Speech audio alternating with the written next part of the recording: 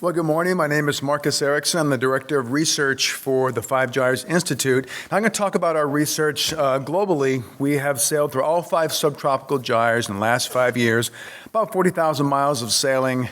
And just recently, we sailed from Bermuda here to Iceland about 3 months ago in June of this year.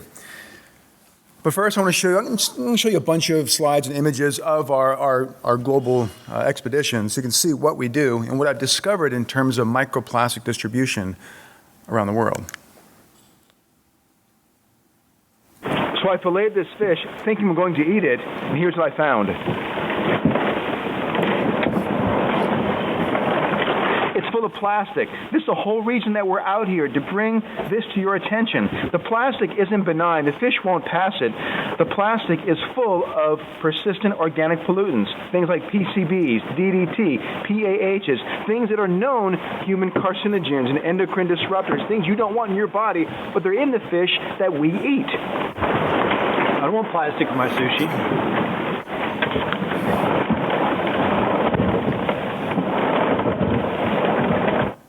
So I caught that fish 6 years ago.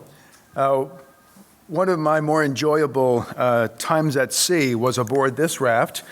Our first big project for public awareness was to take a Cessna aircraft and put 15,000 plastic bottles under it and drift from California to Hawaii. What I thought would be like a 4 to 6 week voyage was actually 13 weeks, 88 days at sea. So I enjoyed my time at sea. Had no choice in this matter, but it sort of gave me an introduction to not just the PR side of this, but the science of microplastics. That video you saw was me 2 months into this voyage, out of food, caught a fish in the middle of nowhere, and found microplastics in its stomach. And I know this issue is one that is a concern to you, being a culture that's surrounded by the fishing industry. It's part of your identity. My identity, my mother is Icelandic. She grew up just maybe 1 kilometer from here. But when I was 3 years old, moved to the United States, so I've lived in the US pretty much all my life. But being an Eriksen, I always thought, oh, my great-great-great-grandfather might be Leif Eriksen. And I did this voyage, and I've led about 14 expeditions now to all the subtropical gyres and beyond. And then when I came here and I met a bunch of my cousins when I landed 2.5 months ago, I learned of something called Iceland Book, and I realized everyone's related to Leif Eriksen. So our expedition that we just did in June began in Bermuda, about 2,400 miles here to Reykjavik. We did 31 surface tows. So the research I do is very simple. We drag a very fine mesh net across the ocean surface, and we sort of figure out how many particles per square kilometer, by count, by weight, by type, and by size. And that gives us an idea of sort of what's out there, how much, and where it is. I'm also looking at vertical distribution. So I just invented this little trawl, and this gives us an idea of every 50 centimeters going down to 6.5 meters, what the distribution might be. One big gap in our understanding of plastics, microplastics worldwide, is how sea state might affect that vertical distribution. What I have found sort of anecdotally is that when the waves come up, the plastic goes down. And in the worst storm ever, when I was still trawling, I only found like giant particles on the surface. Even the same things as big as a pea were pushed deep downward. So that's an important gap to fill. And then, of course, on expeditions, I always find a time of day that we can stop the boat and just jump in the water. And there's nothing like jumping in and realizing there are like 5 kilometers of just blue emptiness below you. But it's not really empty. It's full of life. Doing this at night is a phenomenal experience. So as I lead these expeditions, and now seeing that in some cases there's much more plastic than biota, it's very worrisome. So how did we get into this mess? How did this start? If you go back, 60 years, this idea of throwaway culture kind of began. In the US, we began making all kinds of plastic materials, replacing metal and glass and paper with plastic. And the idea was just throw it away. And really, really weird uses for plastics. I mean, these are real ads from some magazines. And if that's creepy, get a load of that one. And if you're not creeped out yet, There's the triple whammy. And you saw this slide already showing the increase in the production. So it's really gone from being nothing in the 50s until now 288 million tons of plastics produced worldwide. Now I'm going to come back to this sort of slide in a little while, this idea, that number, 288 million. But here's the result of throwaway living. And you saw other images of this. These are not like isolated incidents. We see these around the world. I just came back last week from sailing Bali to Christmas Island in Australia. And on the windward side of Christmas Island, there was trash up to my knees. Just a single-use throwaway packaging coming from countries that have no waste management infrastructure whatsoever. So the work I do is looking at the distribution of microplastics worldwide by sailing through these gyres, all 5 of the subtropical gyres. Subtropical, meaning they're in the doldrums. In the middle here is where there is no wind. There's not much wind, not much current. When trash gets there, it gets stuck, and it begins to fall apart, begins to degrade. Now, I've gone through all 5 of these. What I do is I don't have my own sailboat. I'll charter a vessel, I'll count the empty seats, and divide the cost of charter by the seats, and I sell the seats as an eco-tour. And I get all these crazy people to spend like tons of money to come sail from Bermuda to Iceland on my boat. But it works. We use this equipment. You saw the trawl. We did the North Atlantic first in 2010, again 2013, and then again just recently. That's the distribution of our first study, and it looks like this. You find little small fish, little fish larvae, zooplankton, and microplastic particles. And the same we saw in the Indian Ocean. These are back to back from North Atlantic, went to Indian Ocean on a different vessel. In the Bay of Bengal and across the subtropical gyre, the same thing. You'll occasionally recognize a few big objects, but by and large, most of it is microplastic.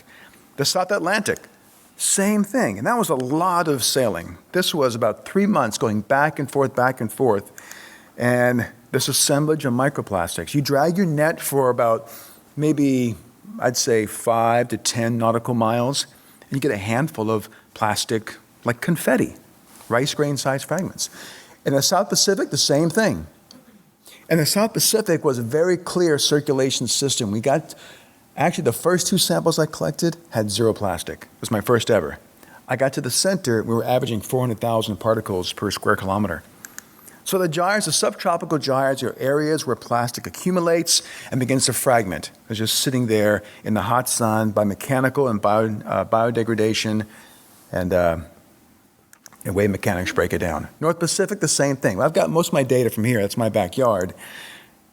And once again, you recognize things. Everyone sees a toothbrush. Do y'all see the little spray nozzle? Do you see the gorilla? You gotta look closely. This is my infamous gorilla trawl, my first time finding a toy. And I trawled, it's a thin, tiny sliver in the middle of the ocean. And we got a little plastic toy in there.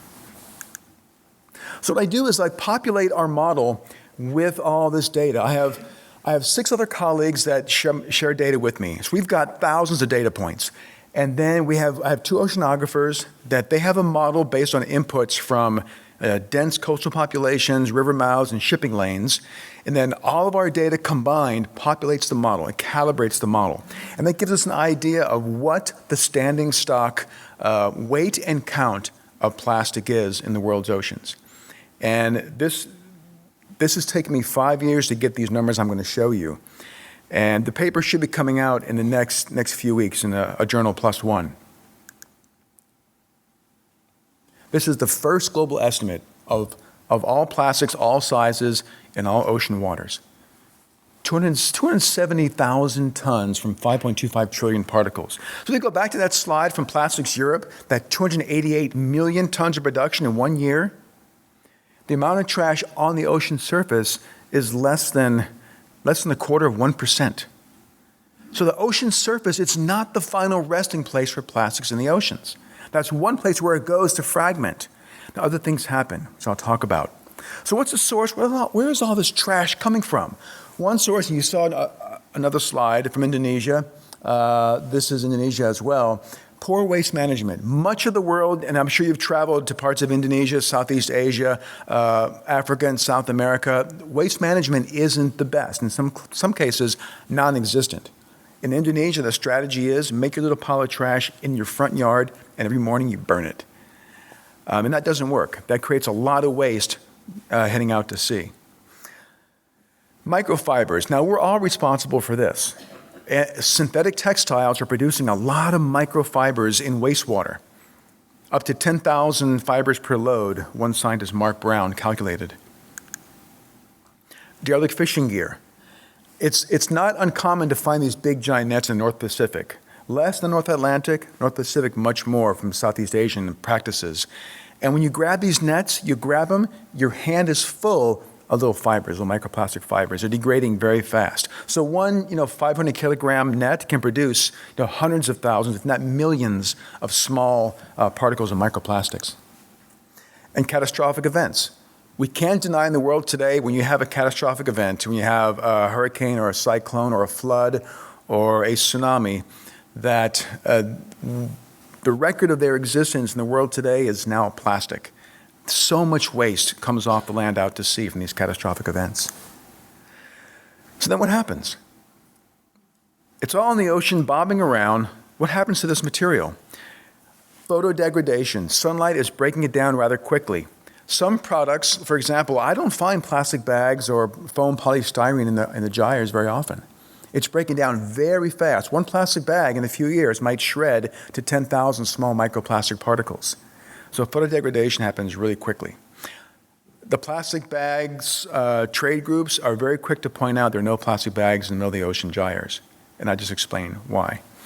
Oxidation, that's breaking down plastics. Mechanical degradation, when sunlight makes plastic brittle, a few waves just begin to crush those plastics. For example, you might find like a bottle or a bucket lid or a crate in the ocean.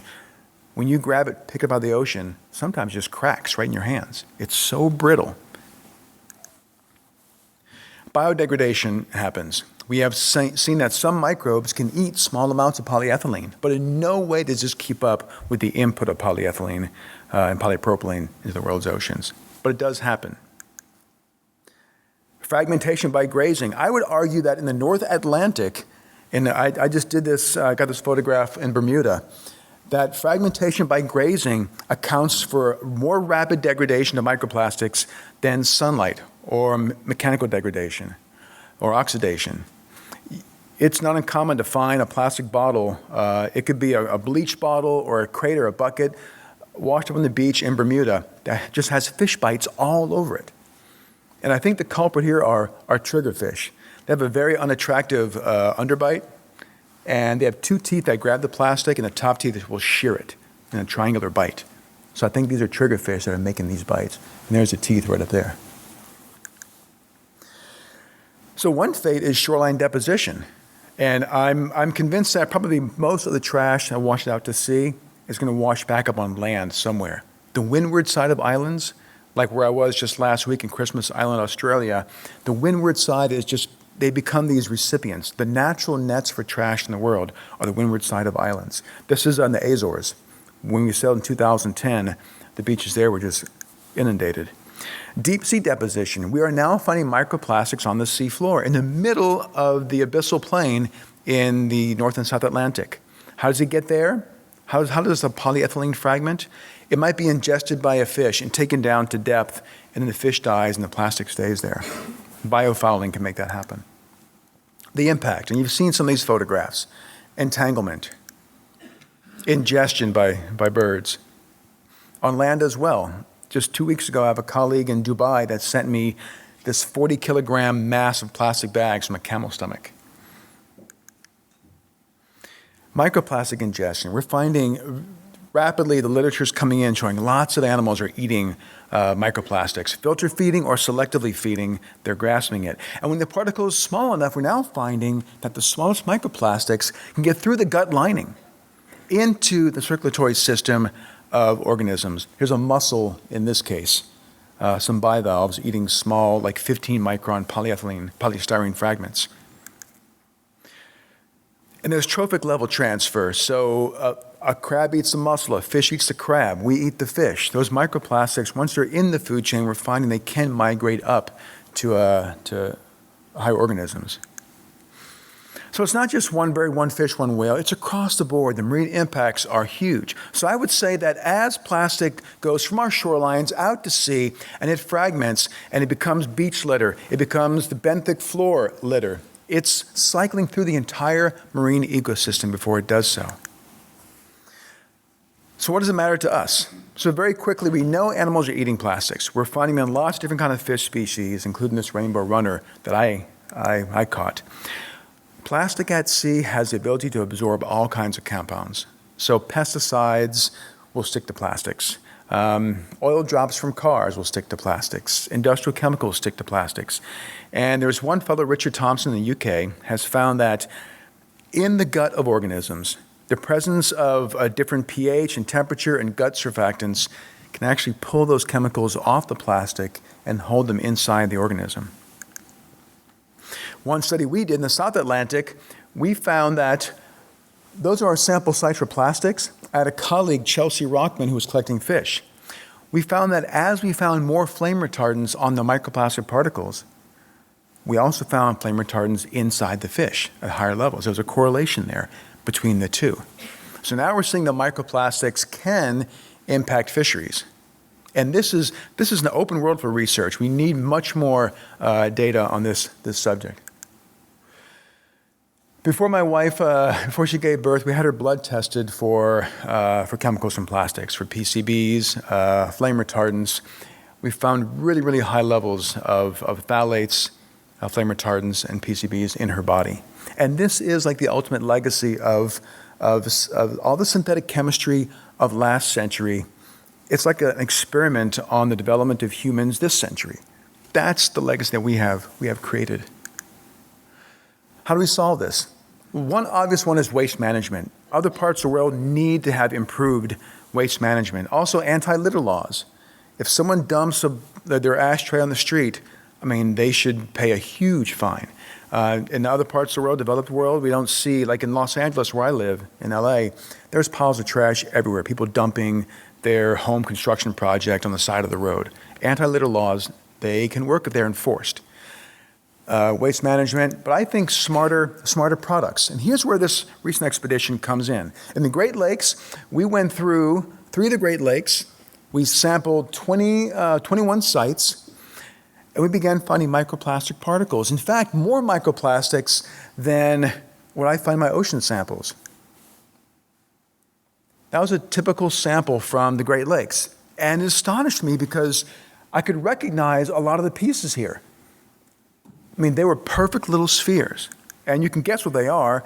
They're microbeads from these facial scrubs. And I brought one to show you, just so you can see just how much there is in these tubes.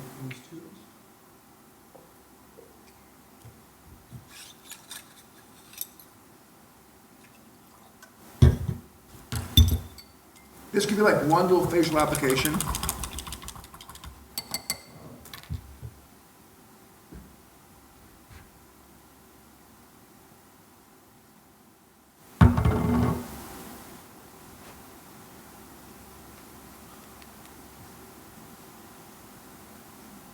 Where'd it go?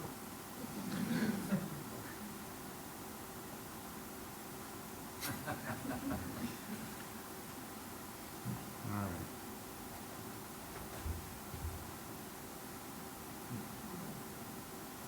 So all the soap is gone, it's just the plastics. And what I did with this product, I took like maybe half a gram of the cream and filtered the plastics out. They're in a black sheet, and I counted 6,000 microbeads. And I estimate in that product that there are 1/3 of a million microbeads in that product. So every 3 tubes, that's 1 million microbeads washing down the drain. So that's where the industry has responsibility, to create smarter products. And I think that there should be a new ethic in the world today. If you're going to make a product and you're going to use plastic, knowing what we know now, if you do not have an efficient recovery system, if you do not have waste management, anti-litter laws, a way to get it back, then you can't use plastic because it just pollutes the planet. And with 7 billion customers in the world today, it's unacceptable. I was in India a few months ago. This is my second to last slide. And I went over this bridge and I stopped and looked, and there were families living under the bridge.